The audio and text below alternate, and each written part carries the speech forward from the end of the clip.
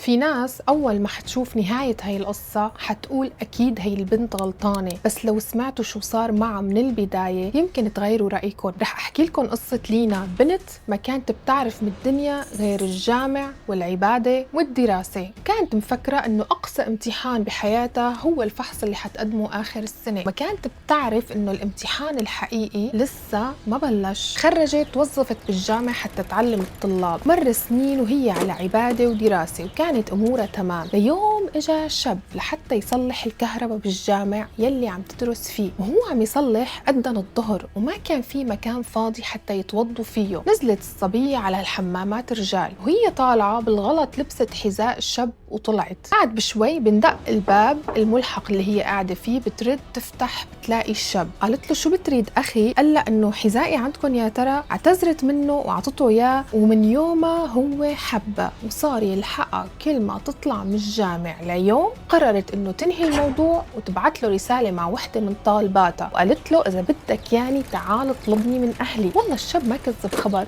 وراح خطبها من أهلها وما وافقوا عليه لأنه هو مسموعياته مو كويسة أبدا. عانت كتير من أهلها من الضرب والإهانة، وهي على كلمة ما بتركه وبدي إياه. قولي الله على عم عيونها وما عادت تشوف. عدت على هالحالة سنة ومن بعدها أهلها وافقوا وتمت الأمور وصار فصل الحق. وبعد الخطبة اجا بالخطبة وجاب أهله والأمور تمام، بس وهن بالخطبة بنتشل تليفون بنت خاله، وهون بتقوم لقيامة من أهله وناسه وخلانه بيت حماها، والخطبة قلبت عزا. ويا ريتها شافت هالشي إشارة ونفدت بريشة، بس لا كملت. بعدين قرر انه يسافر على لبنان لحتى يجيب مصاري. هون هي ما اعترضت، قالت له روح وقالت له ربي يوفقك، وهو سافر. بعد سفره بشهر سكر تليفوناته، ما عاد حدا يقدر يوصل له، وهي كل الليل فايقة عم تدعي وتصلي وتبكي، وأمها تقلها لك اتركيه هي صار له 3 شهور غايب، وهي عم تستنى.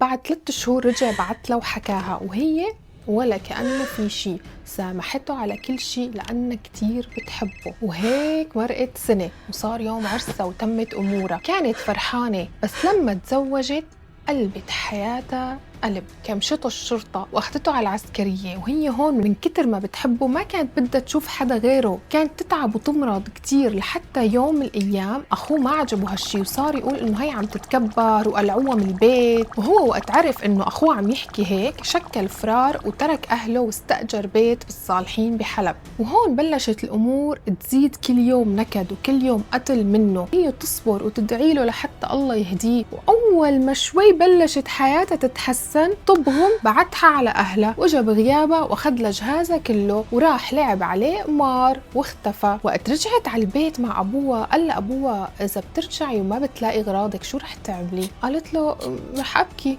ومثل ما قال لها صار.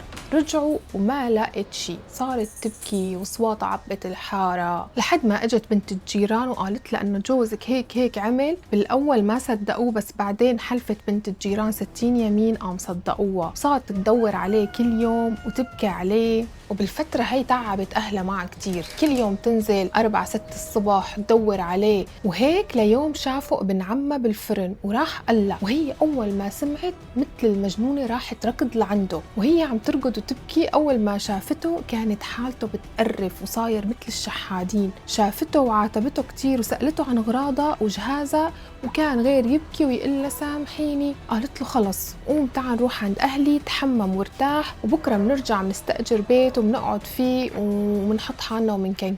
وقالت له مشان اللبس الله بيعوضني. هو مشي معها، وأول ما وصل على بيت أهلها تركها وركض وكأنه حدا لاحقه. صارت تبكي وتقول له عبد لك يا عبد، وهو ما يرد عليها. وبنفس الليلة بتسمع أنه كمشته الشرطة بتهمة السرقة. هون انكسر قلبها قدام الناس كلها، ويلي رايح ويلي جاي إلا هذا يلي تحديتي أهلك مشانه، شوفي شو عمل فيكي.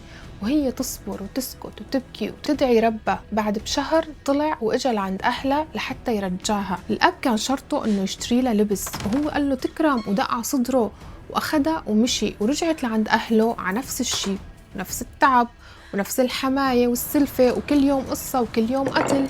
هيك لحتى حبلت. وقت يلي عرفت حماتها انه هي حامل جن جنونها، تقلها هذا مو ابننا، نحن ما بدنا اياه. وصارت تهينها وتضربها.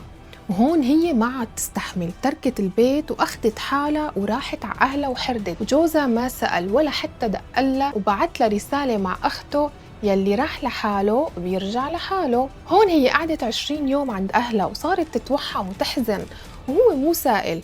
دق أبوها وقال له لك ابني ما بدك البنت؟ قال له ايه بدي إياها. قال له طب تعا خدها.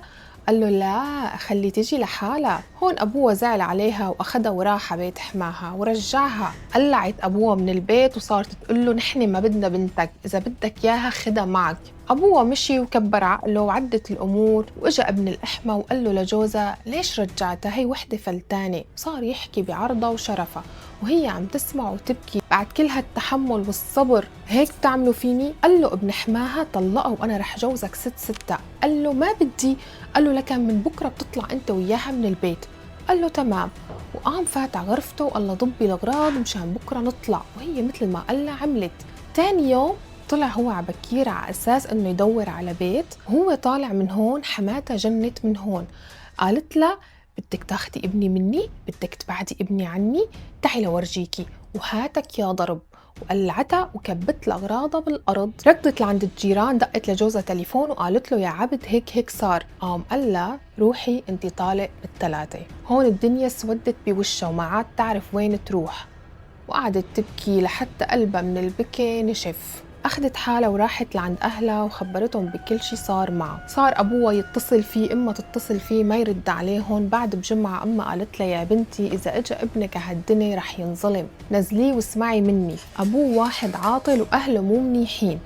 طبعا بالبداية هي كانت رافضة الفكرة لأنه هي يعني فرحة عمرها، بس كل ما حدا يشوفها يقلها نفس الشي، لحتى رضيت ونزلته. وقت يلي نزلته انكسر ظهرها وتعبت وشعرها قصته وصارت حالتها حالة وصار معها اكتئاب.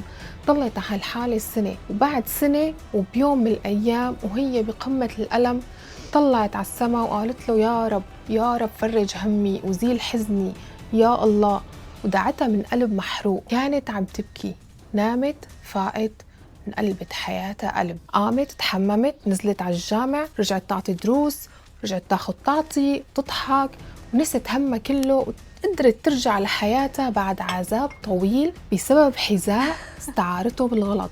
العبرة من القصة انه مو كل حدا حبيناه وآمنا فيه رح يكون سندنا ورح ينسينا همنا. العوض والسند الحقيقي هو رب العالمين. ونصيحة من صاحبة القصة لأي حدا بيحب حدا وأهله بيقولوا له لا مالك مصلحة فيه، سمعته مش منيحة، يسمع كلام أهله ويستخير ربه، لأنه الأهل عندهم نظرة بالشب يمكن أنت بهاللحظة مالك شايفتيها.